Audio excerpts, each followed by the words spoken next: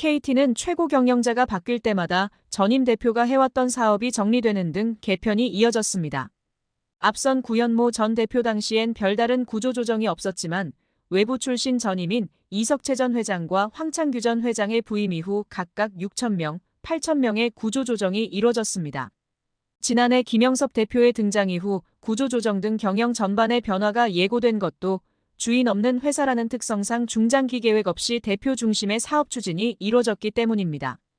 김 대표는 LG그룹 시절부터 조직관리와 구조조정 분야에서 역량을 보인 만큼 향후 대규모 구조조정 관측이 쏟아졌습니다. KT가 순혈주의를 바탕으로 한 방만 경영을 지적받는 상황에서 대대적 변신이 불가피했기 때문입니다. 인원수 대비 수익성이 현저히 떨어지는 점도 구조조정 가능성을 키웠습니다. KT는 본사 임직원만 2만 명으로 동종업계의 SK텔레콤, LG유플러스를 크게 앞지르고 있습니다. 반면 직원 1인당 매출은 지난해 상반기 기준 4억 5천만 원으로 11억 원인 SK텔레콤, 6억 원인 LG유플러스에 뒤처진 모습입니다. KT 이사회 역시 대표이사 선임 과정에서 김 후보의 체질 개선 효과에 기대를 걸었던 것으로 전해집니다. 선임 이후 김 대표는 구조조정보다 인사작업에 나섰습니다. 취임 이틀 만에 구현모 전 대표의 측근으로 거론된 인물들의 직무를 해제했습니다. 지난해 말에는 대대적인 조직 개편과 함께 핵심 보직 물갈이를 단행했습니다. 또 다른 사법 리스크에 연루된 윤경림 전 사장 주축의 그룹 트랜스포메이션 부문을 해체하는 동시에 기존 임원을 20% 이상 축소했습니다. 하지만 예상과 달리 대규모 구조조정은 이뤄지지 않았습니다. 이 때문에 일각에선 김 대표가 일부 조직을 축소했지만 과감한 인력 구조 조정, 비용 절감 등은 이루지 못했다는 평가를 내리기도 합니다. 하지만 올해는 달라질 전망입니다. 김영섭 대표가 지난해 취임 당시 연내 구조 조정은 없다고 못 박은 만큼 구조 조정은 올해 본격화될 것이란 관측입니다. 김 대표는 지난해 말 초거대 AI 믿음 등을 토대로 기업 간 사업 위주의 조직 개편을 단행한 만큼 해당 청사진에 맞는 구조 조정 작업을 전개할 것으로 보입니다. KT는 지난해 상반기 기준 상장사 10개와 비상장사 77개를 거느린 거대 조직입니다. 하지만 그룹 내 주력과 비주력 계열사 사이 경영 성과에 따른 온도차도 큰 편입니다.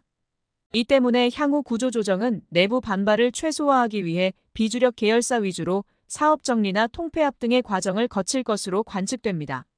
그룹사 중 대표적인 비주력 기업에는 디지털 물류 플랫폼 기업 롤랩이 꼽힙니다.